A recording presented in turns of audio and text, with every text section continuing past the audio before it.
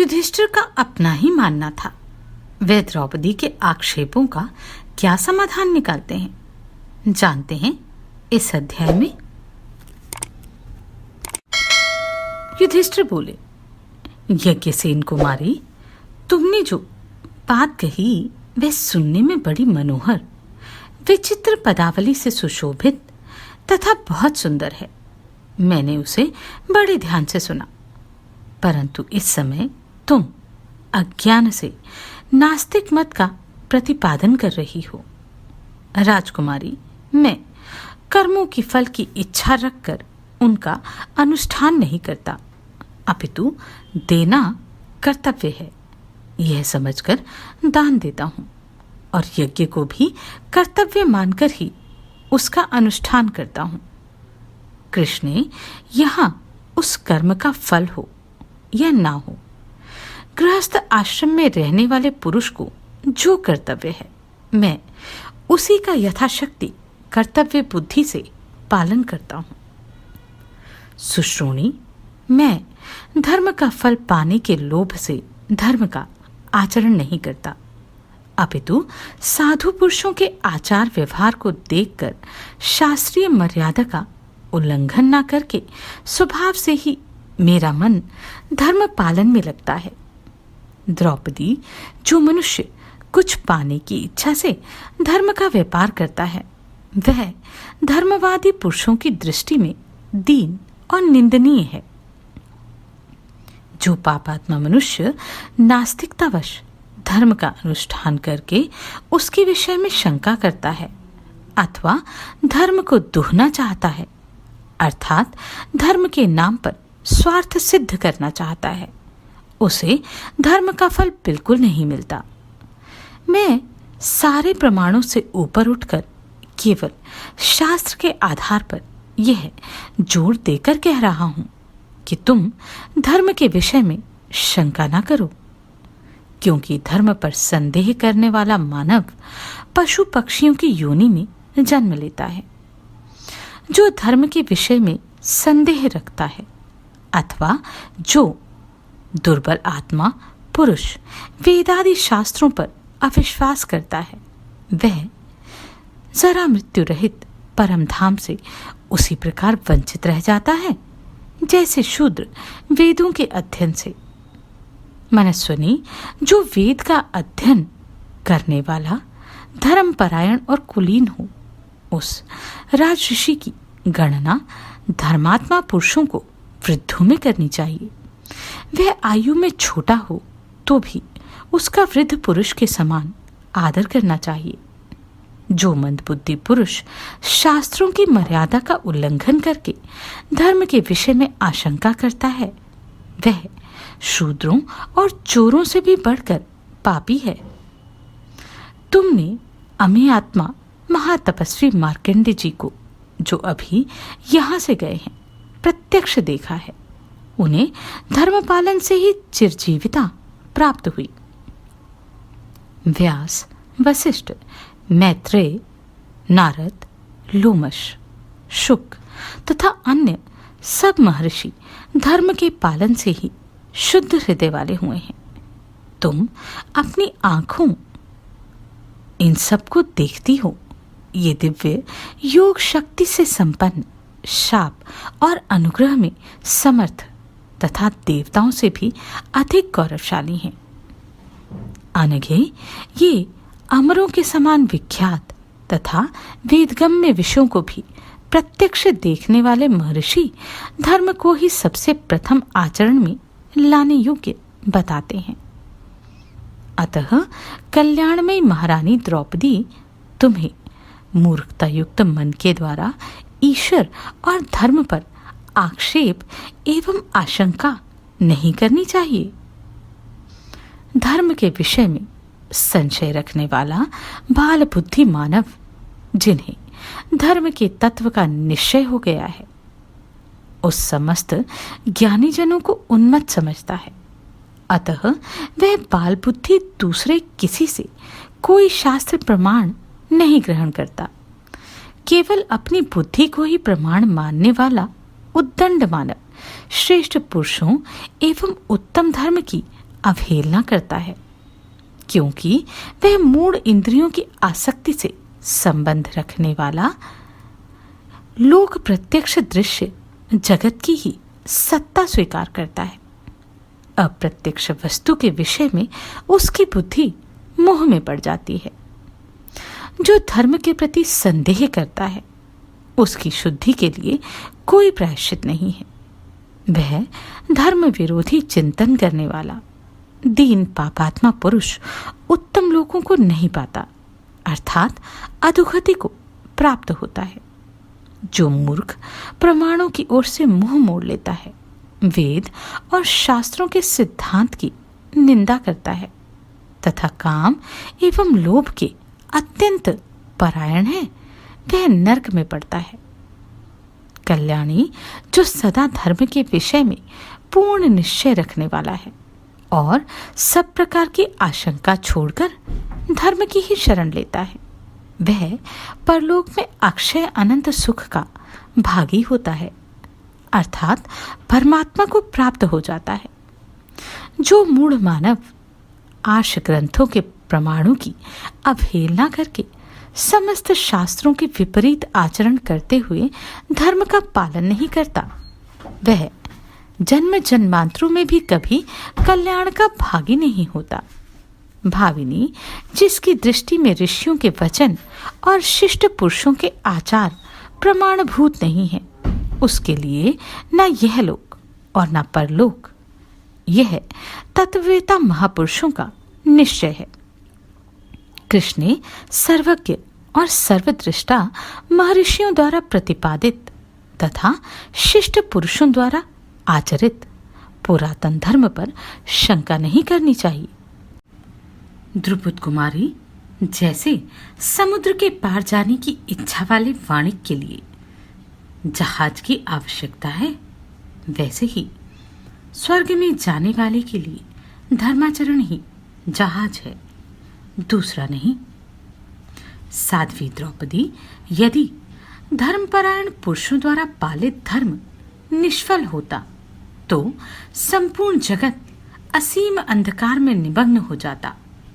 यदि धर्म निष्फल होता तो धर्मात्मा पुरुष मोक्ष नहीं पाते, कोई विद्या की प्राप्ति में नहीं लगते, कोई भी प्रयोजन सिद्धि के लिए प्रयत्न नहीं करते, सभी पशुओं का सा जीवन व्यतीत करते।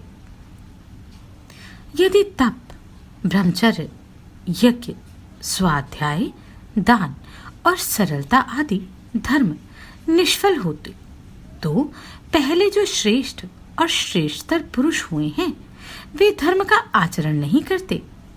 यदि धार्मिक क्रियाओं का कुछ फल नहीं होता, वे सब निरी ठग विद्या होती तो ऋषि, देवता, गंधर्व, असुर तथा राक्षस प्रभावशाली होते हुए भी किस लिए आदरपूर्वक धर्म का आचरण करते।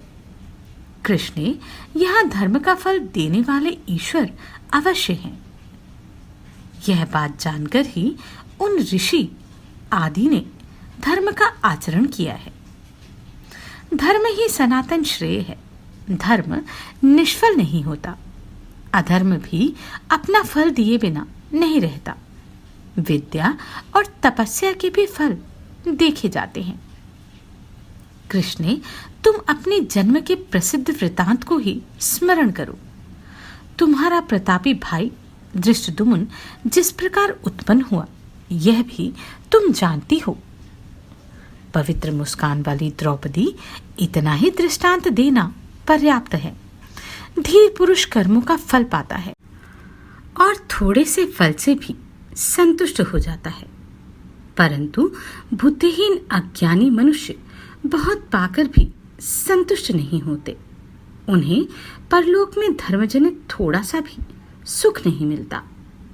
भामिनी वेदोक्त पुण्य देने वाले सत्कर्मों और अनिष्टकारी पाप कर्मों का फलोदय तथा उत्पत्ति और प्रलय, यह सब देवगुह्य है, अर्थात देवता ही उन्हें जानते हैं।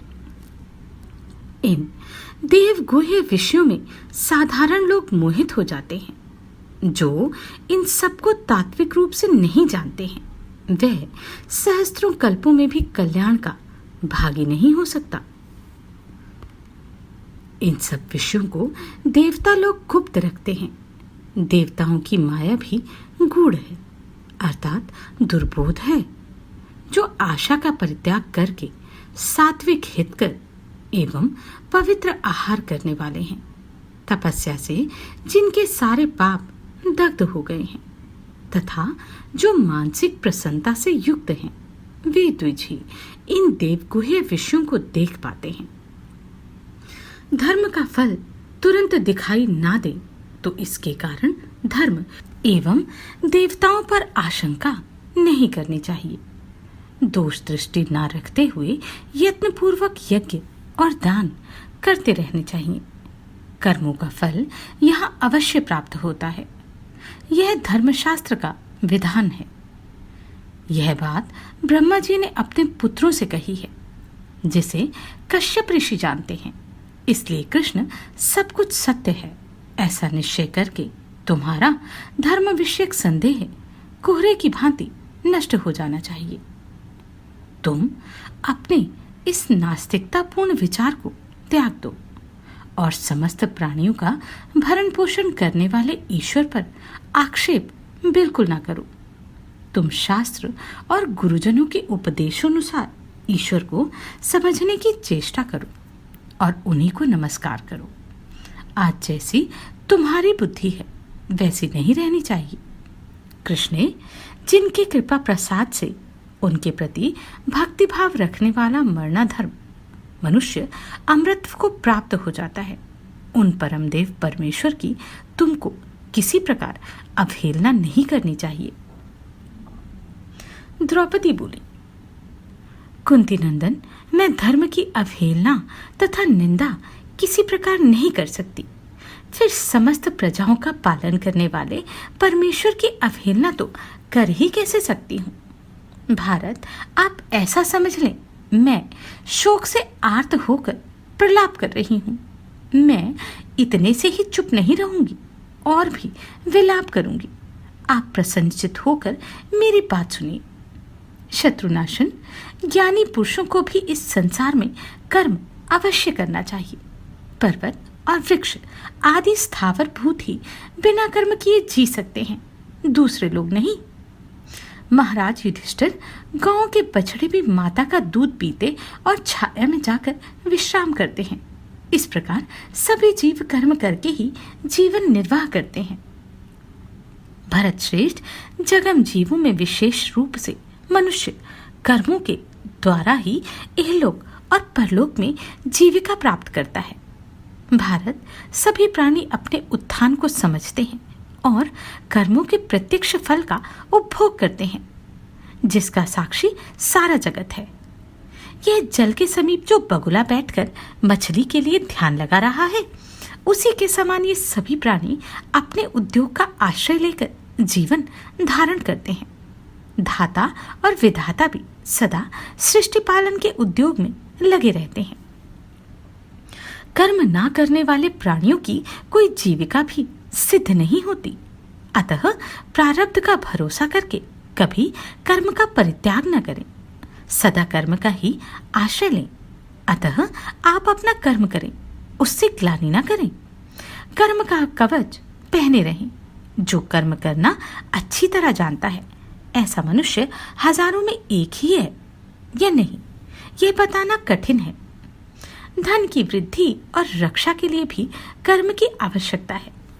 यदि धन का उपभोग व्यय होता रहे और आय न हो तो हिमालय जैसी धनराशि का भी क्षय हो जाता है।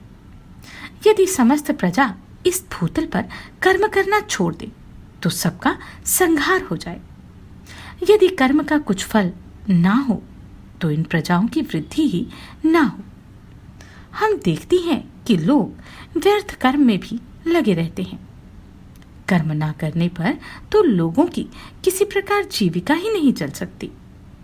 संसार में जो लोग केवल भाग्य के भरोसे कर्म नहीं करता, अर्थात जो ऐसा मानता है कि पहले जैसा किया है वैसा ही फल अपने आप ही प्राप्त होगा, तथा जो हठवादी है, बिना किसी युक्ति के हठपूर्वक यह मानता है कि कर्म करना अनावश्यक है, जो कुछ मिलना होगा अपने आप मिल जाएगा।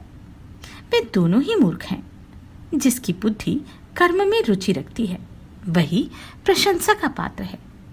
जो खोटी बुद्धि वाला मनुष्य प्रारब्ध अर्थात भाग्य का भरोसा रखकर उद्योग से मुंह मोड़ लेता है और सुख से सोता रहता है, उसका जल में रखे हुए कच्चे घड़े की भांति विनाश हो जाता है। इसी प्रकार जो हठी और दुर्बुद्धि मानव कर्म करने में समर्थ होकर भी कर्म नहीं करता, बैठा रहता है, वह दुर्बल एवं अनाथ की भांति दीर्घजीवी नहीं होता। जो कोई पुरुष इस जगत में अकस्मात कहीं से धन पा लेता है, उसे लोग हठ से मिला हुआ मान लेते हैं, क्योंकि उसके लिए किसी के द्वारा प्रयत्न किया हुआ नहीं दिखता। कुंती नंदन, मनुष्य जो कुछ भी देव आराधना की विधि से अपने भाग्य के अनुसार पाता है, उसे निश्चित रूप से दैव प्रारब्ध कहा करते हैं, तथा मनुष्य स्वयं कर्म करके जो कुछ फल प्राप्त करता है उसे पुरुषार्थ कहते हैं। यह सब लोगों को प्रत्यक्ष दिखाई देता है।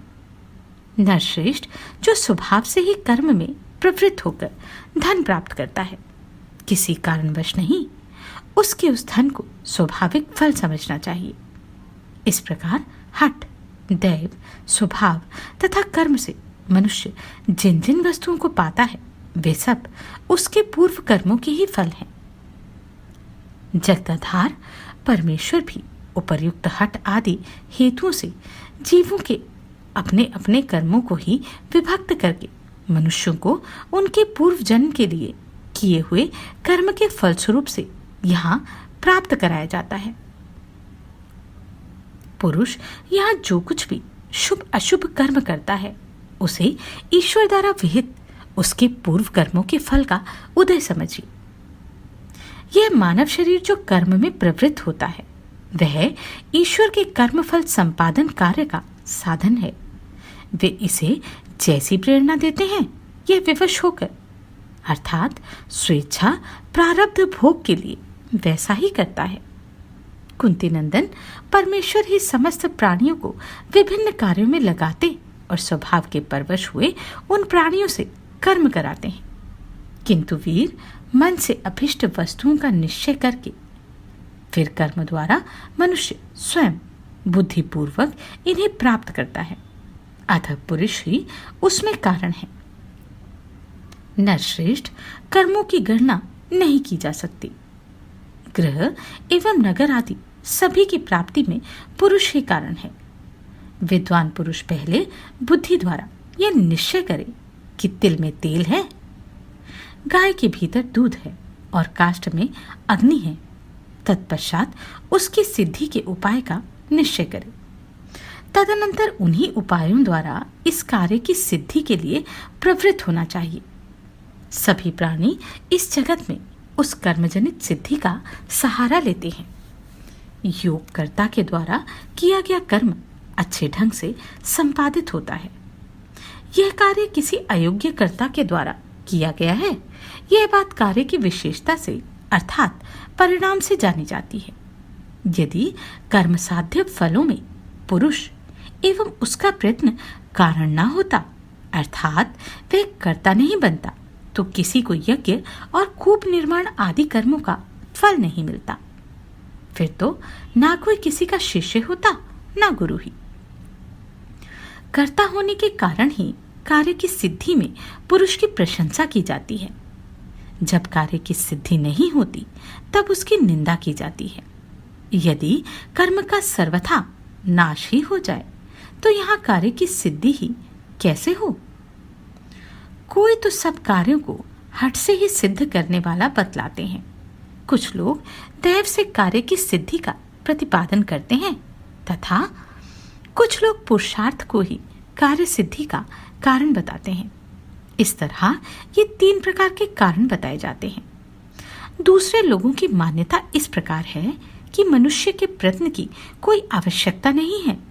अदृश्य दैव तथा हठ ये 2 ही सब कार्यों के कारण हैं, क्योंकि यह देखा जाता है कि हठ तथा दैव से सब कार्यों की धारावाहिक रूप से सिद्धि हो जाती है। जो लोग तत्वज्ञ एवं कुशल हैं, वे प्रतिज्ञा पूर्वक कहते हैं कि मनुष्य कुछ फल दैव से, कुछ हठ से, कुछ स्वभाव से प्राप्त करता है। इस विषय में इन तीनों के सिवा कोई चौथा कारण नहीं है, क्योंकि यदि ईश्वर सब प्राणियों को इष्ट अनिष्ट रूप फल नहीं देते तो उन प्राणियों में से कोई भी दीन नहीं होता। यदि पूर्वकृत प्रारब्ध कर्म प्रभाव डालने वाला ना होता तो मनुष्य जिस जिस प्रयोजन के अभिप्राय से कर्म करता वह सब सफल ही हो जाता। अतः जो लोग अर्थ सिद्धि तथा अनर्थ की प्राप्ति में देव, हठ और स्वभाव इन तीनों को कारण नहीं समझते, वे वैसे ही हैं जैसे कि साधारण अज्ञ लोग होते हैं। किंतु मनु का यह सिद्धांत है कि कर्म करना ही चाहिए। जो बिल्कुल कर्म छोड़कर निश्चेष्ट हो बैठ जाता है वह पुरुष पराभाव को प्राप्त होता है। इसलिए मेरा तो कहना यह है कि महाराज युधिष्ठिर, कर्म करने वाले पुरुष को यहाँ प्राय फल की सिद्धि प्राप्त होती है, परंतु जो आलसी है, जिससे ठीक ठीक कर्तव्य का पालन नहीं हो पाता, उसे कभी फल की सिद्धि प्राप्त नहीं होती। यदि कर्म करने पर भी फल की उत्पत्ति ना हो तो कोई ना कोई कारण है, ऐसा मानकर प्रायश्चित उसके दोष के समाधान पर दृष्टि डालें। राजेंद्र, कर्म को सांगोपांग कर लेने पर कर्ता उऋण अर्थात निर्दोष हो जाता है। जो मनुष्य आलस्य के वश में पड़कर सोता रहता है उसे दरिद्रता प्राप्त होती है और कार्यकुशल मानव निश्चय ही अभिष्ट फल पाकर ऐश्वर्य का उपभोग करता है। कर्म का फल होगा या नहीं, इस संशय में पड़े हुए मनुष्य अर्थ सिद्धि से वंचित रह जाते हैं, और जो संशय रहित है उन्हें सिद्धि प्राप्त होती है। कर्मपरायण और संशय रहित धीर मनुष्य निश्चय ही कहीं बिरले देखे जाते हैं। इस समय हम लोगों पर राज्यापहरण रूप भारी विपत आ पड़ी है। यदि आप कर्म पुरुषार्थ में तत्परता से लग जाएं तो निश्चय ही यह आपत्ति टल सकती है, अथवा यदि कार्य की सिद्धि ही हो जाए तो वह आपके, भीमसेन और अर्जुन के तथा नकुल सहदेव के लिए भी विशेष गौरव की बात होगी। कर्मों के कर लेने पर अंत में कर्ता को जैसा फल मिलता है उसके अनुसार ही यह जाना जा सकता है कि दूसरों का कर्म सफल हुआ या हमारा। किसान हल से पृथ्वी को चीरकर उसमें बीज बोता है और फिर चुपचाप बैठा करता है, क्योंकि उसे सफल बनाने में मेघ कारण है। यदि वृष्टि ने अनुग्रह नहीं किया तो उसमें किसान का कोई दोष नहीं। वह किसान मन ही मन यह सोचता है कि दूसरे लोग जोतने बोने का जो सफल कार्य जैसे करते हैं वह सब मैंने भी किया है। इस दशा में यदि मुझे ऐसा प्रतिकूल फल मिला तो इसमें मेरा कोई अपराध नहीं। ऐसा विचार करके उस असफलता के लिए वह बुद्धिमान किसान अपनी निंदा नहीं करता। भारत पुरुषार्थ करने पर भी यदि अपने को सिद्धि न प्राप्त हो तो इस बात को लेकर मन ही मन खिन्न नहीं होना चाहिए, क्योंकि फल की सिद्धि में पुरुषार्थ के सिवा दो और भी कारण हैं, प्रारब्ध और ईश्वर कृपा। महाराज, कार्य में सिद्धि प्राप्त होगी या असिद्धि, ऐसा संदेह मन में लेकर आप कर्म में प्रवृत्ति ना हो, यह उचित नहीं है, क्योंकि बहुत से कारण एकत्र होने पर ही कर्म में सफलता मिलती है। कर्मों में किसी अंग की कमी रह जाने पर थोड़ा फल हो सकता है, यह भी संभव है कि फल हो ही नहीं, परंतु कर्म का आरंभ ही ना किया जाए तब तो ना कहीं फल दिखाई देगा, न कर्ता का कोई गुण ही दृष्टिगोचर होगा। धीर मनुष्य मंगलमय कल्याण की वृद्धि के लिए बुद्धि के द्वारा शक्ति तथा बल का विचार करते हुए देश काल के अनुसार साम दाम आदि उपायों का प्रयोग करे, सावधान होकर देश काल के अनुरूप कार्य करे। इसमें पराक्रम ही उपदेशक है, अर्थात प्रधान है। कार्य की समस्त युक्तियों में पराक्रम ही सबसे श्रेष्ठ समझा गया है। जहां बुद्धिमान पुरुष शत्रु को अनेक गुणों से श्रेष्ठ देखे, वहां सामनीति से ही काम करने की इच्छा करे और उसके लिए जो संधि आदि आवश्यक कर्तव्य हों वह करे। महाराज युधिष्ठिर अथवा शत्रु पर कोई भारी संकट आने या देश से उसके निकाले जाने की प्रतीक्षा करे, क्योंकि अपना विरोधी यदि समुद्र अथवा पर्वत हो तो उस पर भी विपत्ति लाने की इच्छा रखनी चाहिए। फिर जो मरण धर्मा मनुष्य है उसके लिए तो कहना ही क्या है। शत्रुओं के छिद्र का अन्वेषण करने के लिए सदा प्रयत्नशील रहें। ऐसा करने से वह अपनी और दूसरे लोगों की दृष्टि में भी निर्दोष होता है। मनुष्य कभी अपने आप का अनादर न करे, अपने आप को छोटा न समझे। जो स्वयं ही अपना अनादर करता है उसे उत्तम ऐश्वर्य की प्राप्ति नहीं होती। भारत लोक को इसी प्रकार कार्य सिद्धि प्राप्त होती है। कार्य सिद्धि की यही व्यवस्था है। काल और अवस्था के विभाग के अनुसार शत्रु की दुर्बलता के अन्वेषण का प्रयत्न ही सिद्धि का मूल कारण है। भरत श्रेष्ठ पूर्व काल में मेरे पिताजी ने अपने घर पर एक विद्वान ब्राह्मण को ठहराया था। उन्होंने ही पिताजी से बृहस्पति जी की बताई हुई इस संपूर्ण नीति का प्रतिपादन किया था और मेरे भाई को भी इसी की शिक्षा दी थी। उस समय अपने भाइयों के निकट रहकर घर में ही मैंने इस नीति को सुना था। महाराज युधिष्ठिर, मैं उस समय किसी कार्य से पिता के पास आई थी और यह सब सुनने की इच्छा से उनकी गोद में बैठ गई थी। तभी उन ब्राह्मण देवता ने मुझे सांत्वना देते हुए इस नीति का उपदेश दिया था। क्या उन ब्राह्मण को पहले से मालूम था कि द्रौपदी पर यह सब संकट आने वाले हैं? बड़े आश्चर्य की बात है। जानते हैं आगे क्या हुआ? नमस्कार, मैं आभा शर्मा जावास। यदि आपको मेरा ये प्रयत्न सराहनीय लगा हो तो मुझे सब्सक्राइब करके प्रोत्साहित करें।